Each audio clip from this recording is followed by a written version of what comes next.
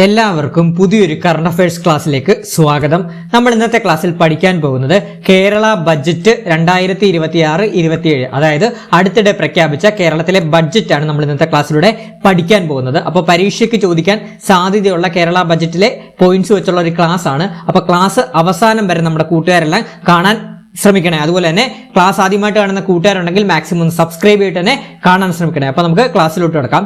Kerala budget 2026-27, Kerala budget 2026-27. നമുക്കറിയാം ഈ budget അവതരിപ്പിച്ചതാരാണ്? KN Balagopal ആണ് ഈ ഒരു ബജറ്റ് അവതരിപ്പിച്ചത്.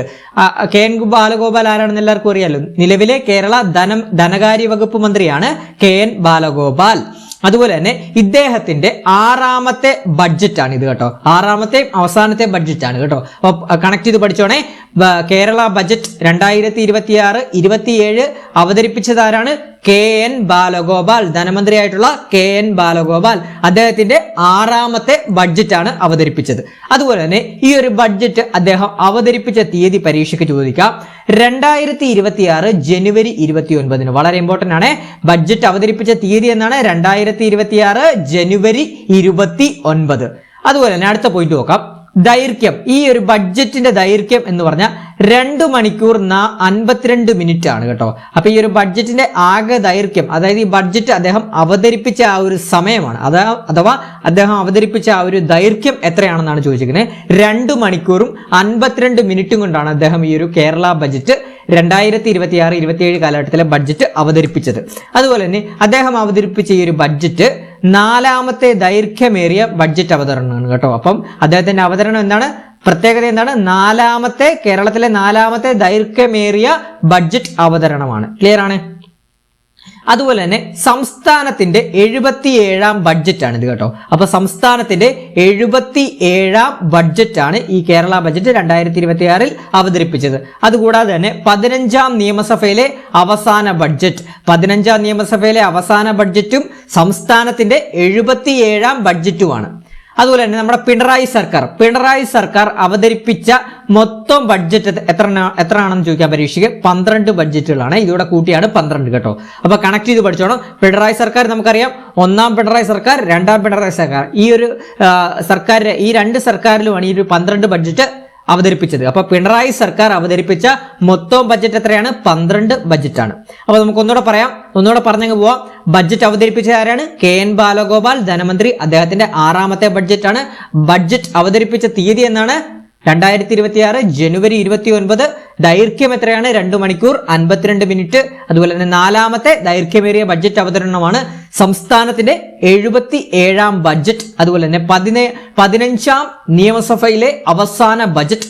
പിണറായി സർക്കാർ അവതരിപ്പിച്ച മൊത്തം ബഡ്ജറ്റ് എത്രയാണ്? 12ാമത്തെ ബഡ്ജറ്റാണ്. 12 ബഡ്ജറ്റുകൾ അവതരിപ്പിച്ചിട്ടുണ്ട്. അതുപോലെ തന്നെ TM തോമസ് ഐസക്കിനും ഉമ്മൻചാണ്ടിക്കും ശേഷം കേരള നിയമസഭയിലെ ദൈർഘ്യമേറിയ 4ാമത്തെ ബഡ്ജറ്റാണ് ഈ ഒരു ബഡ്ജറ്റ്. വളരെ ഇമ്പോർട്ടന്റ് ആണ്. TM തോമസ് ഐസക്കിനും ഉമ്മൻചാണ്ടിക്കും ശേഷം കേരള നിയമസഭയിലെ ദൈർഘ്യമേറിയ 4ാമത്തെ ബഡ്ജറ്റ് അവതരണമായിരുന്നു ഈ ഒരു KN ബാലഗോപാൽ അവതരിപ്പിച്ച ബഡ്ജറ്റ്. ക്ലിയർ ആണ്? ഇത്രയുമാണ് ബേസ് പോയിന്റുകൾ നമ്മൾ ഈ ഒരു ബഡ്ജറ്റിനെ കുറിച്ച് അറിഞ്ഞിരിക്കേണ്ടത്. ഇനി ഇമ്പോർട്ടന്റ് ആയിട്ടുള്ള പദ്ധതികളും ഈ ബഡ്ജറ്റിനെ സംബന്ധിച്ച് പരീക്ഷയ്ക്ക് ചോദിക്കാൻ സാധ്യതയേറിയ പോയിന്റുകളുമാണ് നമ്മൾ പഠിക്കാൻ പോകുന്നത്. ഫസ്റ്റ് തന്നെ ഈ ഒരു ബഡ്ജറ്റ് അറിയപ്പെടുന്നത് രാജ്യത്തെ ആദ്യ വയോജന ബഡ്ജറ്റ് അവതരിപ്പിക്കുന്ന സംസ്ഥാനം ഏതാണ്? നമ്മുടെ കേരളമാണ്. അപ്പോൾ പരീക്ഷയ്ക്ക് ഒരു ചോദ്യം പ്രതീക്ഷിച്ചോളൂ. രാജ്യത്തെ ആദ്യ വയോജന ബഡ്ജറ്റ് അവതരിപ്പിക്കുന്ന ആദ്യ സംസ്ഥാനം ഏതാണ്? നമ്മുടെ കേരളമാണ്. രാജ്യത്തെ ആദ്യ വയോജന ബഡ്ജറ്റ് അവതരിപ്പിക്കുന്ന ആദ്യ സംസ്ഥാനം നമ്മുടെ കേരളമാണ്. അപ്പൊ അതൊന്നുകൂടെ കുറച്ചുകൂടെ ഡീറ്റെയിൽഡ് ആയിട്ട് നോക്കാം. അതായത് വയോജനങ്ങളുടെ ക്ഷേമത്തിനായി പ്രത്യേക പരിഗണന നൽകുന്ന എൽഡർലി ബഡ്ജറ്റ് അവതരിപ്പിക്കുന്ന ആദ്യ സംസ്ഥാനം കേട്ടോ.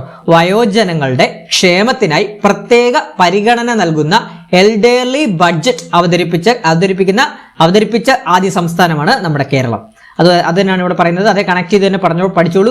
രാജ്യത്ത് ആദ്യമായി വയോജന കമ്മീഷൻ രൂപീകരിച്ച സംസ്ഥാനം കൂടിയാണ് നമ്മുടെ കേരളം കേട്ടോ. അപ്പൊ രാജ്യത്ത് തന്നെ ആദ്യമായിട്ട് വയോജന ബജറ്റ് അവതരിപ്പിച്ച സംസ്ഥാനവും നമ്മുടെയാണ്. അതുപോലെ തന്നെ രാജ്യത്ത് തന്നെ ആദ്യമായി വയോജന കമ്മീഷൻ രൂപീകരിച്ച സംസ്ഥാനം കൂടിയാണ് നമ്മുടെ കേരളം. ഈ അടുത്തിടെയാണ് കമ്മീഷൻ രൂപീകരിച്ചത്. അടുത്ത പോയിന്റ് നോക്ക്. അതുമായിട്ട് ബന്ധപ്പെട്ട് കണക്ട് ചെയ്ത് പഠിക്കേണ്ടതാണ്. മുതിർന്ന പൗരന്മാർക്കുള്ള സാമൂഹ്യ സുരക്ഷാ പെൻഷനുകൾ ക്ഷേമനിധി ബോർഡ് പെൻഷനുകൾ എന്നിവ പ്രതിമാസം 2000 രൂപയാക്കി. അപ്പൊ എന്താണ്? മുതിർന്ന പൗരന്മാർക്കുള്ള സാമൂഹ്യ സുരക്ഷാ പെൻഷനുകൾ, ക്ഷേമനിധി ബോർഡ് പെൻഷനുകൾ എന്നിവ പ്രതിമാസം 2000 രൂപയാക്കി. അതുപോലെ തന്നെ വീടുകളിൽ ഒറ്റപ്പെട്ടു പോകുന്ന വയോജനങ്ങൾക്ക് തദ്ദേശ സ്ഥാപനങ്ങൾക്ക് കീഴിൽ സന്നദ്ധ വോളണ്ടിയർമാരുടെ സേവനം ലഭിക്കുന്ന ഫോൺ കോൾ വോളണ്ടിയർമാർ എന്ന പദ്ധതി നടപ്പിലാക്കും. അപ്പൊ എന്താണ്? വീടുകളിൽ ഒറ്റപ്പെട്ടു പോകുന്ന വയോജനങ്ങൾക്ക് തദ്ദേശ സ്ഥാപനങ്ങൾക്ക് കീഴിൽ സന്നദ്ധ വോളണ്ടിയർമാരുടെ സേവനം ലഭിക്കുന്ന ഫോൺ കോൾ വോളണ്ടിയർമാർ എന്ന പദ്ധതി നടപ്പിലാക്കും. അപ്പൊ അടുത്ത പോയിന്റ് നോക്കാം. അതുമായിട്ട് ബന്ധപ്പെട്ട് സിൽവർ എക്കണോമി എന്നാണ് പറയുന്നത്. അഥവാ സിൽവർ എക്കണോമി എന്ന് പറഞ്ഞു കഴിഞ്ഞാൽ മുതിർന്ന പൗരന്മാരുടെ ആവശ്യങ്ങൾക്കനുസരിച്ചുള്ള ഉൽപ്പന്നങ്ങളും സേവനങ്ങളും ലഭ്യമാക്കുന്ന സാമ്പത്തിക മേഖലയാണിത് അർത്ഥമാക്കുന്നത് കേട്ടോ. പരീക്ഷയ്ക്ക് ചോദിക്കാം സിൽവർ എക്കണോമി എന്താണെന്ന് പരീക്ഷയ്ക്ക് ചോദിക്കാം. സിൽവർ എക്കണോമി എന്ന് പറഞ്ഞാൽ എന്താണ്? മുതിർന്ന പൗരന്മാരുടെ ആവശ്യങ്ങൾക്കനുസരിച്ചുള്ള ഉൽപ്പന്നങ്ങളും സേവനങ്ങളും ലഭ്യമാക്കുന്ന സാമ്പത്തിക മേഖലയാണ് ഇത് അർത്ഥമാക്കുന്നത്. അതുപോലെ തന്നെ കെയർ എക്കണോമി എന്ന് പറഞ്ഞു കഴിഞ്ഞാൽ പ്രായമായവർക്ക് ആവശ്യമായ പരിചരണം, ആരോഗ്യ സേവനങ്ങൾ എന്നിവ ഉറപ്പാക്കുന്നതിലാണ് ഇതിൽ ഊന്നൽ നൽകുന്നത്. അപ്പൊ പഠിച്ചു നോക്കണം. കെയർ എക്കണോമി എന്താണ്? പ്രായമായവർക്ക് ആവശ്യമായ പരിചരണം, ആരോഗ്യ സേവനങ്ങൾ എന്നിവ ഉറപ്പാക്കുന്നതിലാണ് ഇതിൽ ഊന്നൽ നൽകുന്നത്. അടുത്ത പോയിന്റ് നോക്കാം. മുഖ്യമന്ത്രിയുടെ സ്ത്രീ സുരക്ഷാ പദ്ധതി എന്താണ്? നിലവിലുള്ള സാമൂഹ്യക്ഷേമ പദ്ധതികളിൽ അംഗമല്ലാത്ത 35 വയസ്സിനും 60 വയസ്സും പ്രായമുള്ള സ്ത്രീകൾ, ട്രാൻസ് വുമൺ ഉൾപ്പെടെ പ്രതിമാസം 1000 രൂപ ധനസഹായം നൽകുന്ന പദ്ധതിയാണ് കേട്ടോ. അപ്പൊ മുഖ്യമന്ത്രിയുടെ സ്ത്രീ സുരക്ഷാ പദ്ധതി എന്താണ്? നിലവിലുള്ള സാമൂഹിക ക്ഷേമ പദ്ധതികളിൽ അംഗമല്ലാത്ത 35 വയസ്സിനും 60 വയസ്സിനും ഇടയിൽ പ്രായമുള്ള സ്ത്രീകൾ അതുപോലെ തന്നെ ട്രാൻസ് വുമൺ ഉൾപ്പെടെ പ്രതിമാസം 1000 രൂപ ധനസഹായം നൽകുന്ന പദ്ധതിയാണ്. അപ്പൊ ഈ ഒരു പദ്ധതിയുമായിട്ട് ബന്ധപ്പെട്ട് ഏജ് പരീക്ഷയ്ക്ക് ചോദിക്കാം. എത്ര വയസ്സിനിടയിലുള്ള ഞാൻ ചോദിക്കാം. 35ഉം 60 വയസ്സാണ്. അതുപോലെ തന്നെ പ്രതിമാസം എത്ര രൂപയാണ് നൽകുന്നതെന്ന് ചോദിക്കാം. 1000 രൂപയാണ് നൽകുന്നതെന്ന് ചോദിക്കാം. അതുപോലെ തന്നെ മുഖ്യമന്ത്രിയുടെ സ്ത്രീ സുരക്ഷാ പദ്ധതിയിലെ ഗുണഭോക്താക്കൾ ആരൊക്കെയെന്ന് പരീക്ഷയ്ക്ക് ചോദിക്കാം. സ്ത്രീകളും അതുപോലെ തന്നെ ട്രാൻസ് വുമണുമാണ്. അതുപോലെ തന്നെ എല്ലാവർക്കും നൽകുമോ? ഇല്ല.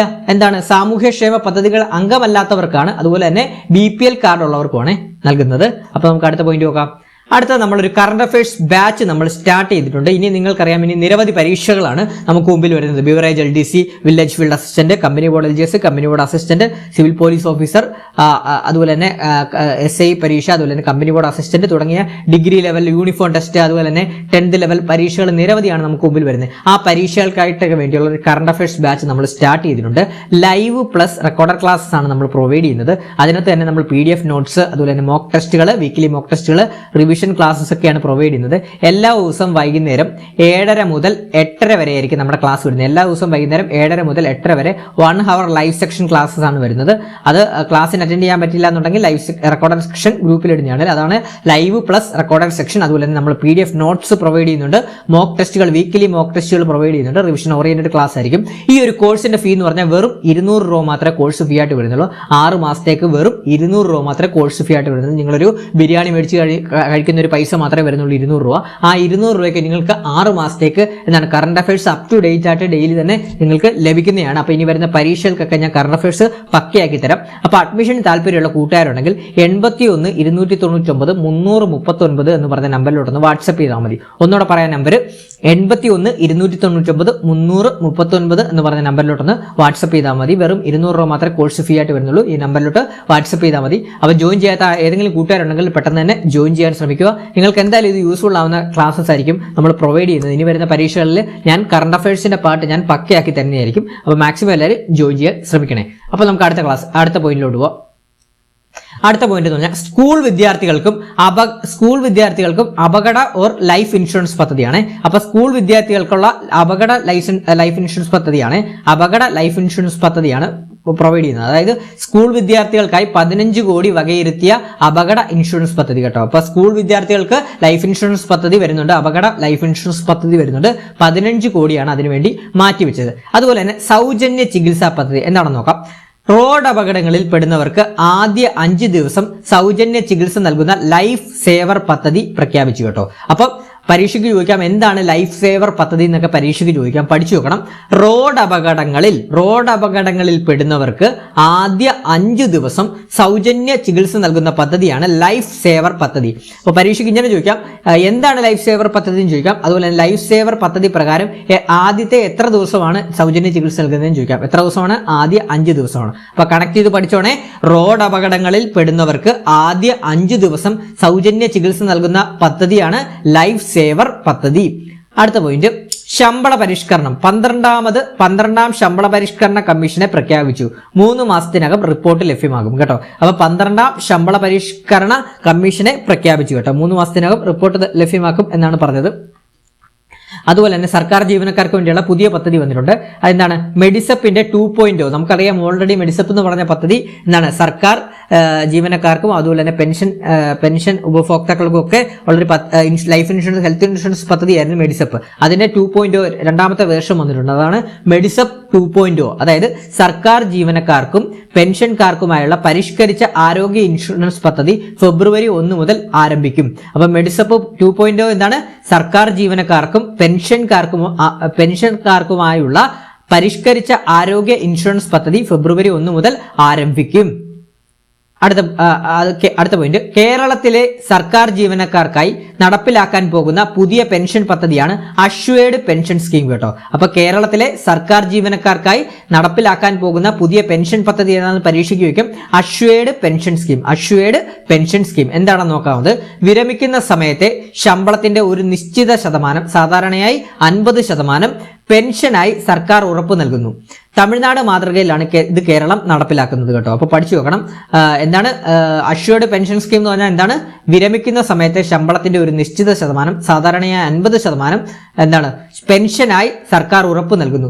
തമിഴ്നാട് മാതൃകയിലാണ് ഇത് കേരളം നടപ്പിലാക്കുന്നത്. അതുപോലെ തന്നെ 2026 ഏപ്രിൽ 1 മുതൽ ഈ പദ്ധതി പ്രാബല്യത്തിൽ വരുമെന്നാണ് ബജറ്റിൽ പ്രഖ്യാപിച്ചിരിക്കുന്നത്.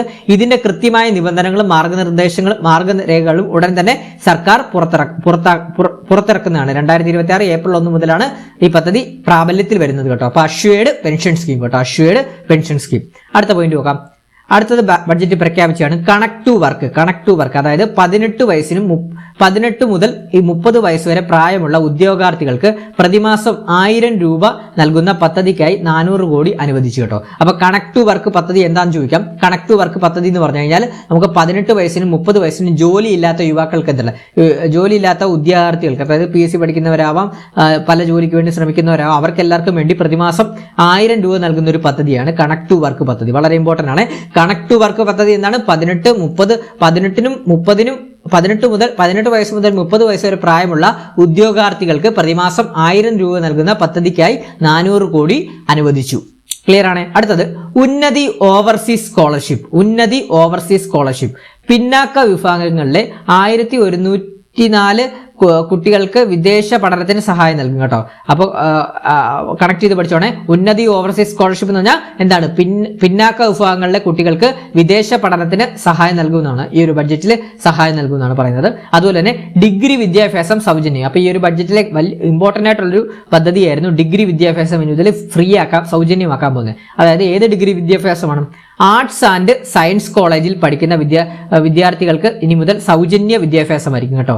അപ്പം വളരെ ഇമ്പോർട്ടന്റ് ആണ്. ഡിഗ്രി വിദ്യാഭ്യാസം സൗജന്യമാക്കാൻ പോവുകയാണ്. അതായത് ആർട്സ് ആൻഡ് സയൻസ് കോളേജിൽ കേരളത്തിൽ പഠിക്കുന്ന വിദ്യാർത്ഥികൾക്ക് ഇനി മുതൽ സൗജന്യ വിദ്യാഭ്യാസമായിരിക്കും.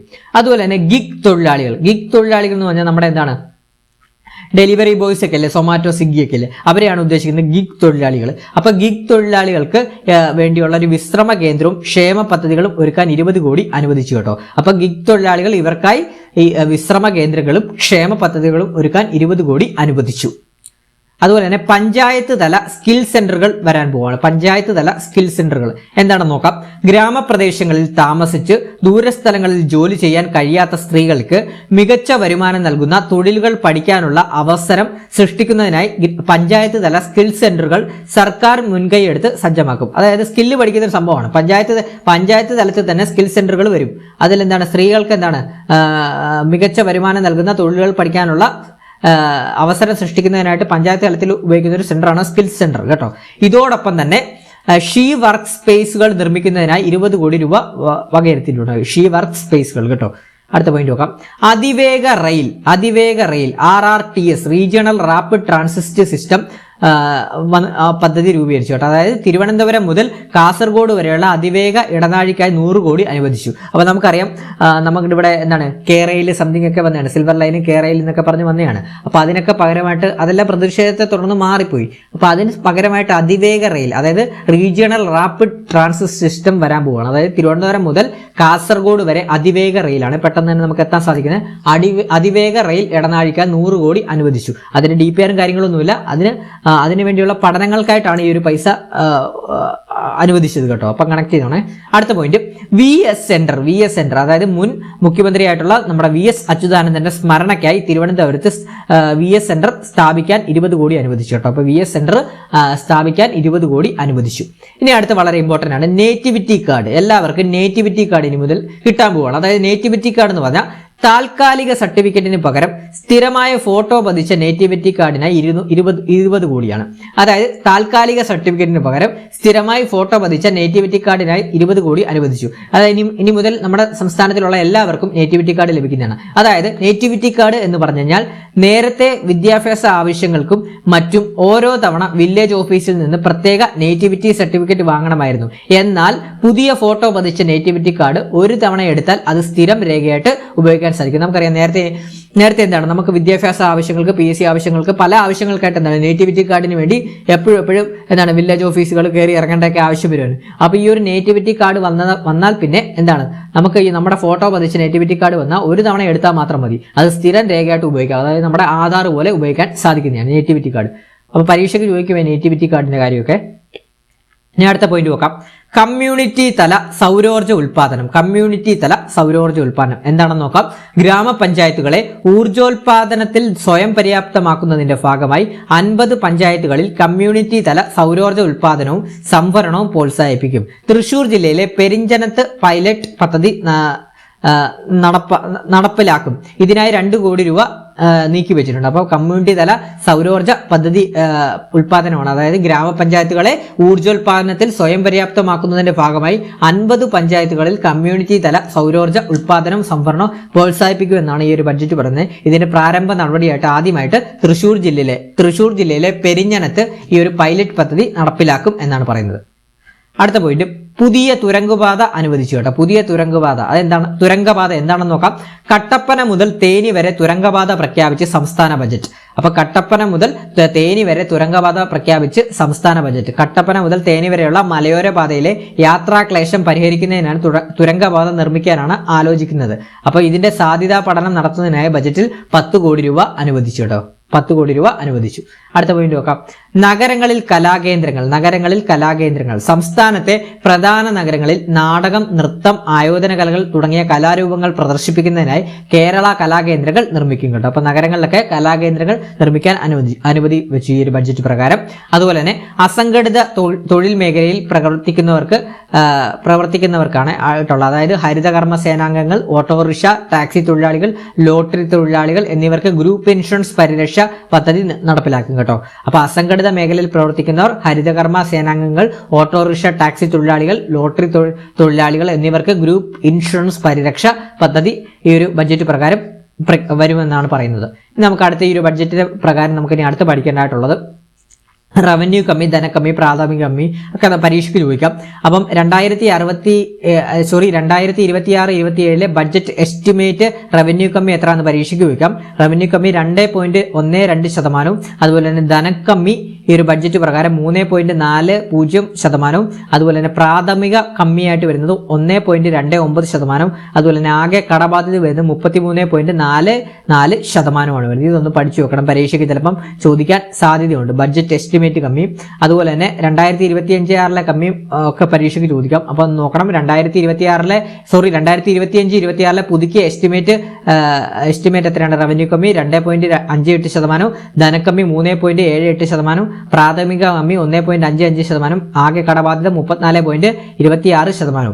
അപ്പൊ എസ്റ്റിമേറ്റ് 2026-27 ബഡ്ജറ്റ് എസ്റ്റിമേറ്റിലെ റവന്യൂ കമ്മി പരീക്ഷയ്ക്ക് ചോദിക്കാം. 2.12%, ധനക്കമ്മി എത്രയാണ് ഈ ഒരു ബഡ്ജറ്റിലെ? 3.440%, പ്രാഥമിക കമ്മി 1.29%, ആകെ കടബാധ്യത 33.44%. ഇതായിരിക്കും പരീക്ഷയ്ക്ക് ചോദിക്കാൻ സാധ്യത വളരെ കൂടുതലുള്ളത്. അപ്പോൾ ഇത്രയുമാണ് നമ്മുടെ കേരള ബഡ്ജറ്റുമായിട്ട് ബന്ധപ്പെട്ട് നമ്മൾ എക്സാം പോയിന്റ് ഓഫ് വ്യൂ, അതായത് പരീക്ഷയെ എഴുതുന്ന വിദ്യാർത്ഥികൾ അറിഞ്ഞിരിക്കേണ്ട പോയിന്റുകളാണ് നമ്മൾ ഈ ഒരു ക്ലാസ്സിലൂടെ നിങ്ങൾക്ക് മുമ്പിൽ അവതരിപ്പിച്ചത്. അപ്പോൾ നമ്മുടെ ക്ലാസ് ഇഷ്ടപ്പെട്ടിട്ടുണ്ടെങ്കിൽ മാക്സിമം ലൈക്ക് ചെയ്യുക. അതുപോലെ തന്നെ നിങ്ങളുടെ ക്ലാസ്സിനെ പറ്റിയുള്ള അഭിപ്രായങ്ങൾ കമന്റ് ബോക്സിൽ രേഖപ്പെടുത്തുക. അതുപോലെ തന്നെ മാക്സിമം വീഡിയോ ഒന്ന് ഹൈപ്പ് ചെയ്യുക. അതുപോലെ തന്നെ ആദ്യമായിട്ട് കാണുന്ന കൂട്ടുകാരാണെങ്കിൽ സബ്സ്ക്രൈബ് ചെയ്യാനും മറക്കരുത്. അപ്പോൾ ഇതുപോലുള്ള കറണ്ട് അഫയേഴ്സ് ക്ലാസ്സിനും സ്പെഷ്യൽ ടോപ്പിക്സ് ക്ലാസ്സിനുമായിട്ടൊക്കെ നമ്മുടെ ചാനൽ ഒന്ന് മാക്സിമം സബ്സ്ക്രൈബ് ചെയ്ത് ഫോളോ അപ്പ് ചെയ്ത് വെക്കുക. അപ്പോൾ അവസാനം വരെ കണ്ട നമ്മുടെ എല്ലാ കൂട്ടുകാർക്കും